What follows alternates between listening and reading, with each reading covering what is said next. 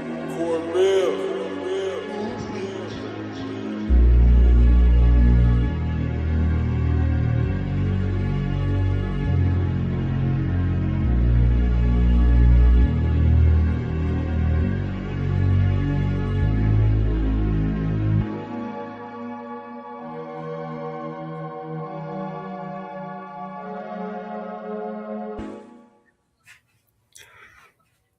What's up, YouTube? This is Too Raw for TV, aka Darth Apocalypse.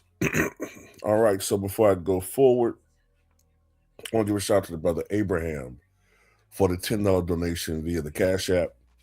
He says, why only in the NBA does it seem that present day players diss past players? Um, well, you're starting to see it a little bit in other sports now. And I think, unfortunately, that's a byproduct of social media because social media has become more or less a cesspool.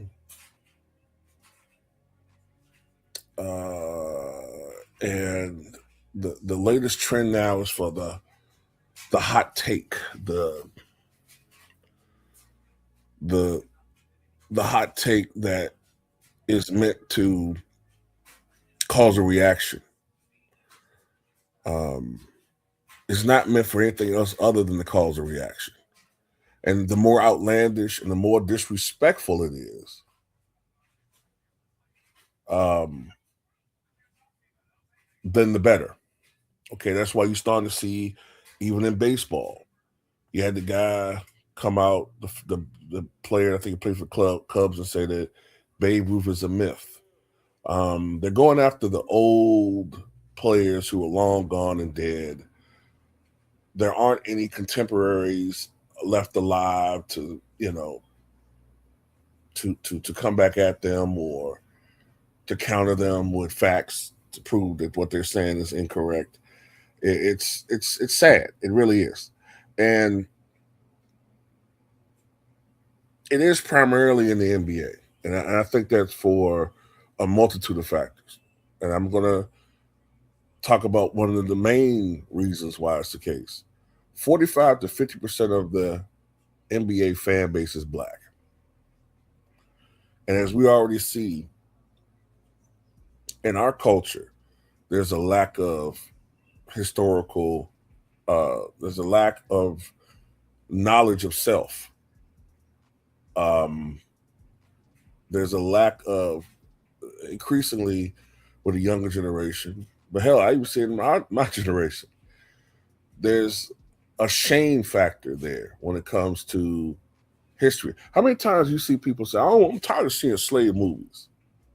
I'm tired of seeing us depicted as slaves. I'm tired of this." But you guys don't have any problems seeing us being depicted as criminals. You have no problems with the stereotype of all of us being gangsters and drug dealers. You got no problem watching those movies. But you have a problem with seeing not just us being depicted in slavery. It's not that. It's the overcome of hardship that's been strong in our people. We're not in slavery anymore. And yes, it was with the help of white folks. But make no mistake about it. There were heroes. When you're looking for heroes, it's all littered in our history. But they got some of you jigs fooled into erasing these people. They fooled you into embracing their history or their whitewash history and erasing your own. They fooled you guys into doing that to the point where you've made enemies in your mind out of heroes like Martin Luther King Jr.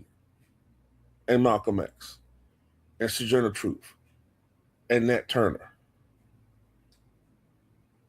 They've told you to erase Harriet Tubman from the history books.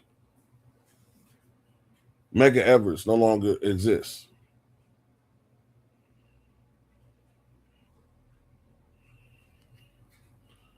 Marcus Garvey was a communist now.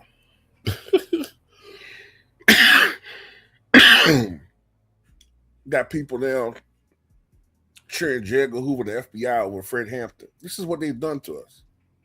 So it's not surprising to me that you have an ignorant young fan base that wants to tear down and to tear down predominantly Black history, because that's what Will Chamberlain's 100-point game is. That's what Bill Russell's 11 titles are. It's Black history. So it makes sense with all these soulless jigs, these sports versions of Officer Tatum running around here trying to belittle the players of the past.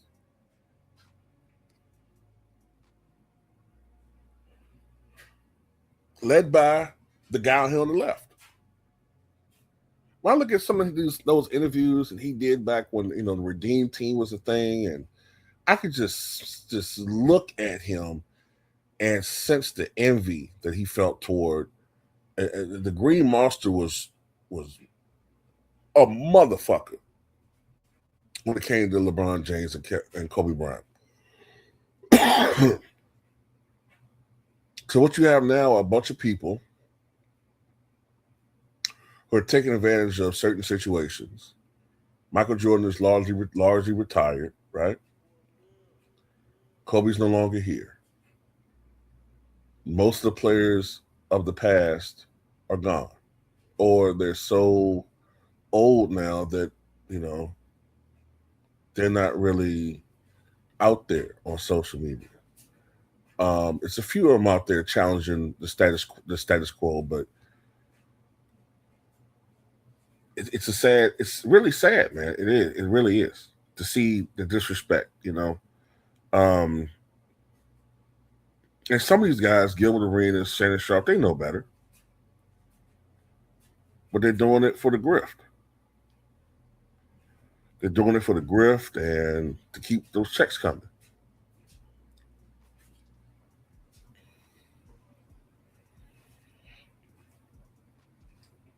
But yeah, that's to me one of the main reasons why a lot of these guys go around disrespecting players of the past, man, because they can and they want to. But you see what happens when they say something about Babe Ruth. I'm talking about Black players. Let them say something about Babe Ruth. Let them say something about George Washington, or let them say something about Rocky Marciano. let them say something about Brett Favre or Tom Brady and see how that works. They won't do it. You know what I'm saying? You're not going to see anybody say Brett Favre overrated, because they pick and choose, because they know how that's not going to land too well if you say something about Brett Favre or Joe Montana. You don't really hear. Look at it like this.